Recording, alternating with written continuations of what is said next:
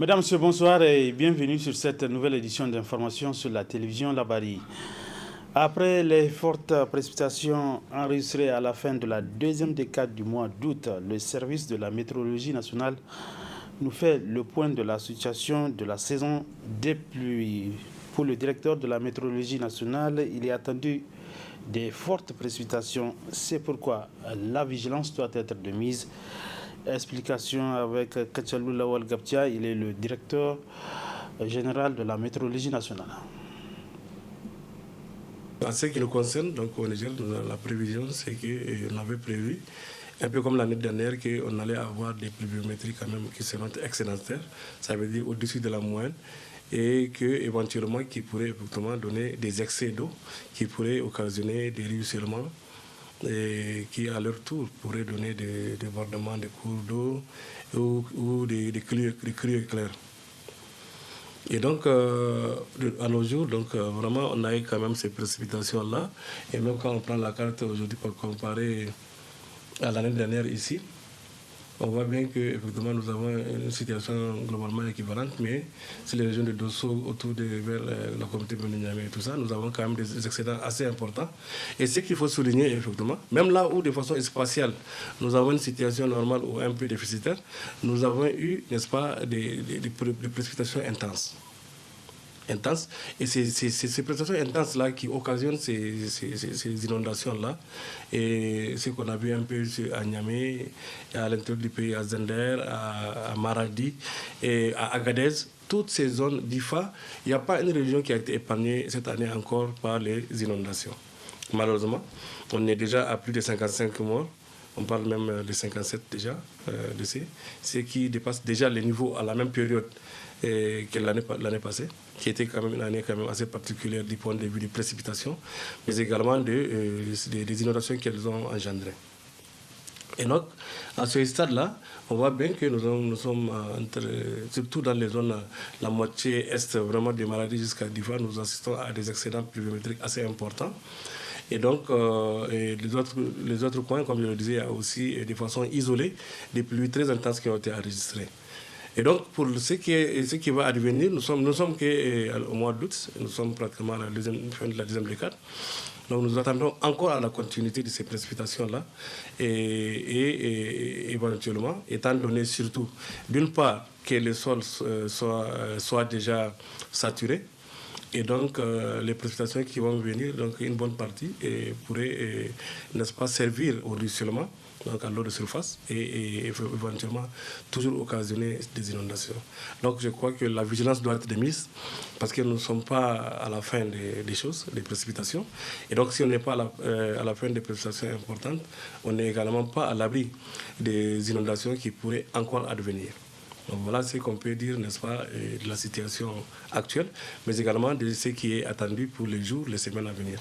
Pour les conseils, d'abord avec les constats faits par les rapports, je veux dire, de la Direction générale de la protection civile, mais également du ministère de l'Action humanitaire et de la gestion des catastrophes, et qui, sur les plus de 55 décès, par exemple, la première cause, c'est les effondrements des maisons.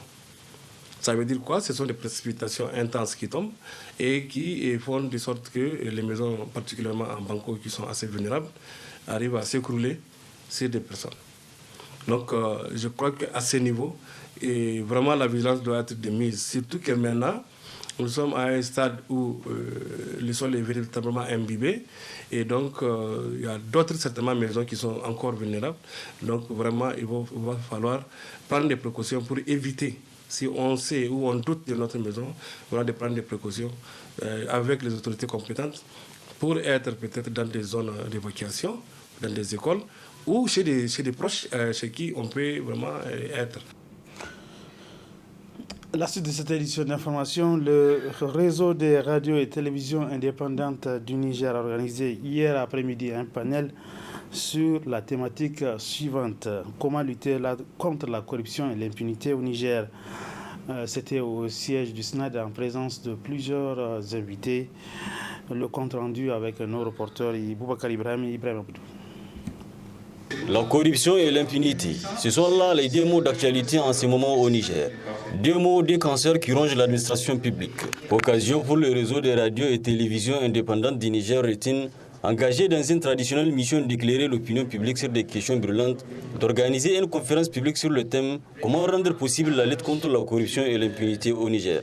L'objectif étant d'éclairer les esprits sur ces deux concepts qui freinent incontestablement le développement du pays. Il s'agit ici d'un panel qui est organisé par les réseaux de radio et télévision indépendantes, dont je suis le chargé des programmes. Et à travers le choix du thème corruption et impunité au Niger, le réseau RTIN voudrait dans un premier temps toucher à un sujet d'actualité où n'importe qui s'est permis de vivre cette actualité, mais sans comprendre en réalité les enjeux qui se cachent et les implications qu'il y a autour de cette thématique de corruption et d'impunité. L'idée donc, c'est de permettre aux citoyens nigériens d'avoir une lecture assez, je dirais, pertinente de l'actualité qui traite des questions de corruption, des pratiques corruptives et de l'impunité. Plusieurs invités présents pour l'occasion sont intervenus pour déterminer le problème chacun selon sa sphère de compréhension. La question de la corruption au Niger est devenue une question que la majorité, surtout des politiques, est devenue pour une question banale ou une question où on peut s'échapper à travers les mailles du filet juridique parce qu'on a une certaine même base sur certaines institutions et on se permet de tout faire. C'est une très bonne idée de discuter de ce problème. Et ça dénote la prise de conscience par les acteurs de la société civile et les médias de l'importance du sujet. Un sujet sur lequel pendant longtemps ils ont été absents.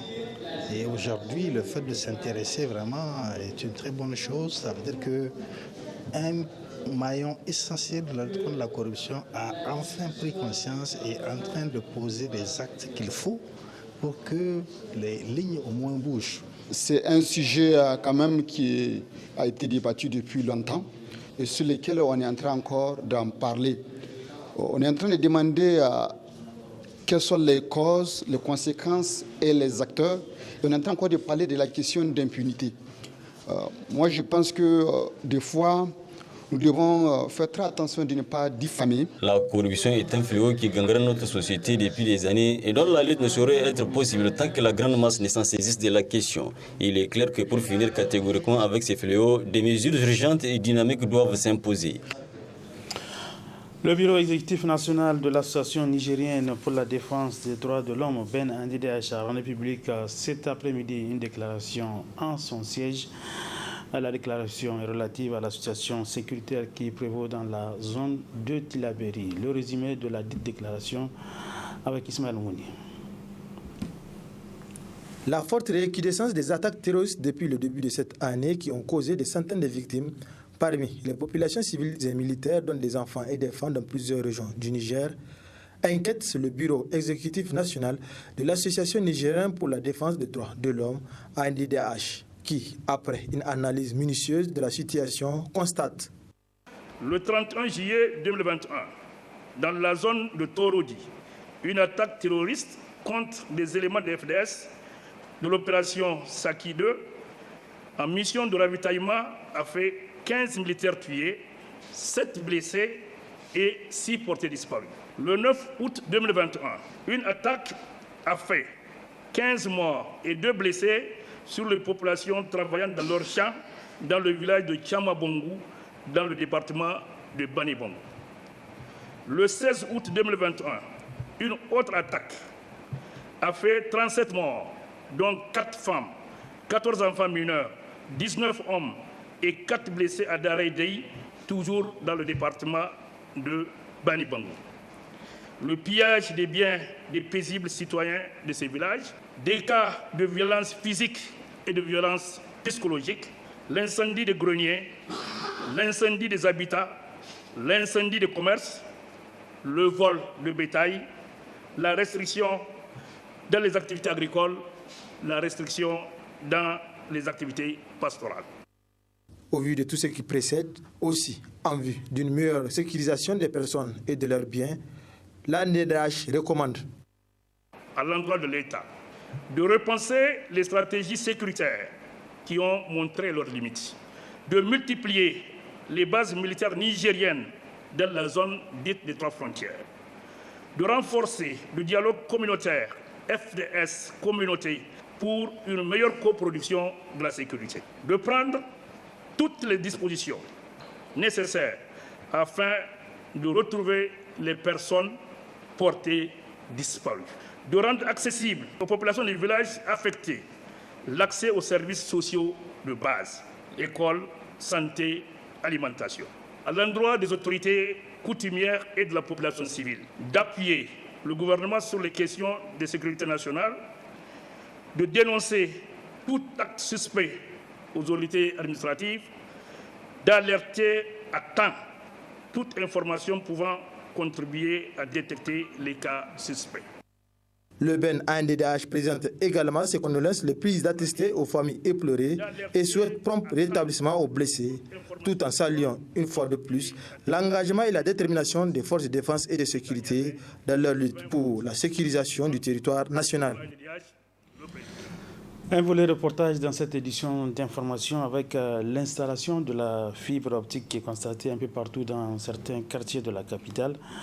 Une situation dont les travaux provoquent beaucoup de dégâts. Le constat est signé notre stagiaire Fajimata Moussa. Observé aux abords des grandes artères de Niamey, notamment au rond-point Collège Mariama, à l'envers le Château Neuf, Nouveau Marché et le quartier Balafon. Les trous ouverts des fibres optiques présentent des dégâts, des risques d'effondrement et des dégradations des voies, mettant mal à l'aise les usagers, tout comme les riverains qui ne cachent pas leur désarroi. Oui, cela a des répercussions parce que beaucoup de gens en sont victimes. Ça fait 2 mois aujourd'hui, rien n'est fait. Le trou est même en train de s'élargir vers le goudron.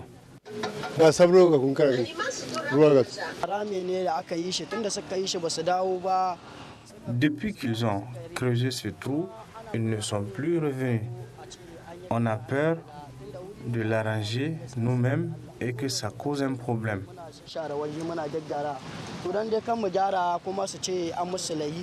Nombreux sont les riverains et les passagers qui subissent les conséquences de ces trous ouverts des fibres optiques, d'où cet appel.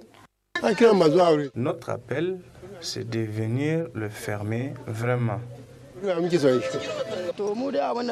On veut vraiment un arrangement de ce lieu pour une bonne hygiène. Pour rappel, la négligence de ces trous de fibres optiques pouvait provoquer d'énormes accidents et des problèmes de communication, particulièrement pendant cette période de pluie. Dernier aspect de cette édition, partons à la découverte d'une danse moderne, une danse appelée le trompe, un style de danse spirituelle qui a fait son apparition dans les années 2000. Le reportage est signé Faridat Moussa. Né dans les ghettos de Los Angeles dans les années 2000, le trompe est un genre de danse spirituelle et à la fois très brutale.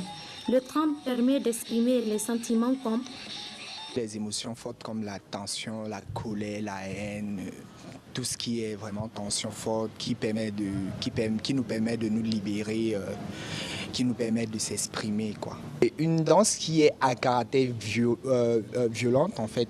C'est une danse, quand on y danse, on y met beaucoup de punch, on y met beaucoup de brutalité, on y met beaucoup de rage, on y met beaucoup d'énergie, de testostérone. Une danse qui est méconnue ici au Niger, bien qu'elle a été inventée il y a de cela 21 ans, mais très connue ailleurs. On le remarque surtout dans les clips de soprano.